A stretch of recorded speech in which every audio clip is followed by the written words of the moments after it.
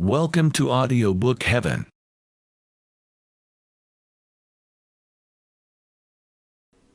Dream Psychology by Sigmund Freud, translated by M.D. Ada. Introduction. The medical profession is justly conservative. Human life should not be considered as the proper material for wild experiments. Conservatism, however, is too often a welcome excuse for lazy minds, loath to adapt themselves to fast-changing conditions. Remember the scornful reception which first was accorded to Freud's discoveries in the domain of the unconscious. When, after years of patient observations, he finally decided to appear before medical bodies to tell them modestly of some facts which always recurred in his dream and his patients' dreams, he was first laughed at and then avoided as a crank. The words dream interpretation were, and still are, indeed, fraught with unpleasant, unscientific associations. They remind one of all sorts of childish, superstitious notions, which make up the thread and woof of dream books, read by none but the ignorant and the primitive. The wealth of detail, the infinite care never to let anything pass unexplained, with which he presented to the public the result of his investigations, are impressing more and more serious-minded scientists, but the examination of his evidential data demands arduous work and presupposes an absolutely open mind. This is why we still encounter men totally unfamiliar with Freud's writings, men who were not even interested enough in the subject to attempt an interpretation of their dreams or their patients' dreams, deriding Freud's theories and combating them with the help of statements which he never made. Some of them, like Professor Boris Sidis, reach at times conclusions which are strangely similar to Freud's, but in their ignorance of psychoanalytic literature they fail to credit Freud for observations antedating theirs. Besides those who sneer at dream study because they have never looked into the subject, there are those who do not dare to face the facts revealed by dream study. Dreams tell us many an unpleasant biological truth about ourselves, and only very free minds can thrive on such a diet. Self-deception is a plant which withers fast in the pellucid atmosphere of dream investigation. The weakling and the neurotic attached to his neurosis are not anxious to turn such a powerful searchlight upon the dark corners of their psychology. Freud's theories are anything but theoretical. He was moved by the fact that there always seemed to be a close connection between his patients' dreams and their mental abnormalities, to collect thousands of dreams and to compare them with the case histories in his possession. He did not start out with a preconceived bias, hoping to find evidence which might support his views. He looked at facts 1,000 times until they began to tell him something. His attitude towards dream study was, in other words, that of a statistician who does not know and has no means of foreseeing what conclusions will be forced on him by the information he is gathering, but who is fully prepared to accept those unavoidable conclusions. This was indeed a novel way in psychology. Psychologists had always been wont to build in what Bleuler calls autistic ways, that is, through methods in no wise supported by evidence, some attractive hypothesis which sprung from their brain, like Minerva from Jove's brain, fully armed. After which they would stretch upon that unyielding frame the hide of a reality which they had previously killed. It is only to minds suffering from the same distortions, to minds also autistically inclined, that those empty, artificial structures appear acceptable moulds for philosophic thinking. The pragmatic view that truth is what works had not been as yet expressed when Freud published his revolutionary views on the psychology of dreams. 5 facts of first magnitude were made obvious to the world by his interpretation of dreams. First of all, Freud pointed out a constant connection between some part of every dream and some detail of the dreamer's life during the previous waking state. This positively establishes a relation between sleeping states and waking states, and disposes of the widely prevalent view that dreams are purely nonsensical phenomena coming from nowhere and leading nowhere. Secondly, Freud, after studying the dreamer's life and modes of thought, after noting down all his mannerisms and the apparently insignificant details of his conduct which reveal his secret thoughts, came to the conclusion that there was in every dream the attempted or successful gratification of some wish, conscious or unconscious.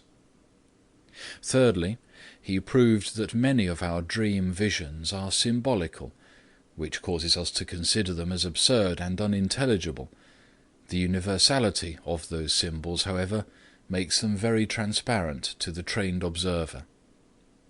Fourthly, Freud showed that sexual desires play an enormous part in our unconscious, a part which puritanical hypocrisy has always tried to minimize, if not to ignore entirely. Finally, Freud established a direct connection between dreams and insanity, between the symbolic visions of our sleep and the symbolic actions of the mentally deranged. There were, of course, many other observations which Freud made while dissecting the dreams of his patients, but not all of them present as much interest as the foregoing, nor were they as revolutionary or likely to wield as much influence on modern psychiatry. Other explorers have struck the path blazed by Freud and leading into man's unconscious. Jung of Zurich, Adler of Vienna, and Kempf of Washington, D.C. have made to the study of the unconscious contributions which have brought that study into fields which Freud himself never dreamt of invading. One fact which cannot be too emphatically stated, however, is that but for Freud's wish-fulfillment theory of dreams, neither Jung's energic theory, nor Adler's theory of organ inferiority and compensation, nor Kempf's dynamic mechanism might have been formulated. Freud is the father of modern abnormal psychology, and he established the psychoanalytical point of view. No one who is not well grounded in Freudian lore can hope to achieve any work of value in the field of psychoanalysis. On the other hand, let no one repeat the absurd assertion that Freudism is a sort of religion bounded with dogmas and requiring an act of faith.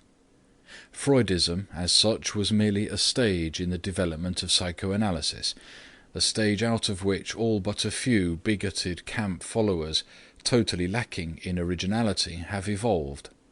Thousands of stones have been added to the structure erected by the Viennese physician, and many more will be added in the course of time. But the new additions to that structure would collapse like a house of cards, but for the original foundations, which are as indestructible as Harvey's statement as to the circulation of blood. Regardless of whether additions or changes have been made to the original structure, the analytic point of view remains unchanged. That point of view is not only revolutionizing all the methods of diagnosis and treatment of mental derangements, but compelling the intelligent, up-to-date physician to revise entirely his attitude to almost every kind of disease. The insane are no longer absurd and pitiable people to be herded in asylums till nature either cures them or relieves them through death of their misery. The insane who have not been made so by actual injury to their brain or nervous system are the victims of unconscious forces which cause them to do abnormally things which they might be helped to do normally. Insight into one's psychology is replacing victoriously sedatives and rest cures. Physicians dealing with purely physical cases have begun to take into serious consideration the mental factors which have predisposed a patient to certain ailments. Freud's views have also made a revision of all ethical and social values unavoidable, and have thrown an unexpected flood of light upon literary and artistic accomplishment. But the Freudian point of view, or more broadly speaking, the psychoanalytic point of view, shall ever remain a puzzle to those who, from laziness or indifference, refuse to survey with the great Viennese the field over which he carefully groped his way. We shall never be convinced until we repeat under his guidance all his laboratory experiments. We must follow him through the thickets of the unconscious, through the land which had never been charted because academic philosophers, following the line of least effort, had decided a priori that it could not be charted. Ancient geographers, when exhausting their store of information about distant lands, yielded to an unscientific craving for romance, and without any evidence to support their daydreams, filled the blank spaces left on their maps by unexplored tracts with amusing inserts such as, "Here there are lions." Thanks to Freud's interpretation of dreams, the royal road into the unconscious is now open to all explorers. They shall not find lions, they shall find man himself, and the record of all his life and of his struggle with reality. And it is only after seeing man as his unconscious, revealed by dreams, presents him to us, that we shall understand him fully. For as Freud said to Putnam, we are what we are because we have been what we have been. Not a few serious-minded students, however, have been discouraged from attempting a study of Freud's dream psychology. The book in which he originally offered to the world his interpretation of dreams was as circumstantial as a legal record to be pondered over by scientists at their leisure, not to be assimilated in a few hours by the average alert reader. In those days, Freud could not leave out any detail likely to make his extremely novel thesis evidentially acceptable to those willing to sift data. Freud himself, however, realized the magnitude of the task which the reading of his magnum opus imposed upon those who have not been prepared for it by long psychological and scientific training, and he abstracted from that gigantic work the parts which constitute the essential of his discoveries. The publishers of the present work deserve credit for presenting to the reading public the gist of Freud's psychology in the master's own words, and in a form which shall neither discourage beginners nor appear too elementary to those who are more advanced in psychoanalytic study. Dream psychology is the key to Freud's works and to all modern psychology.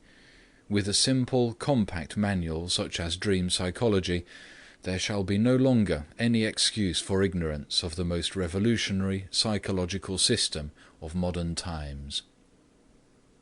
André Tridon, 121 Madison Avenue, New York, November 1920. End of the introduction.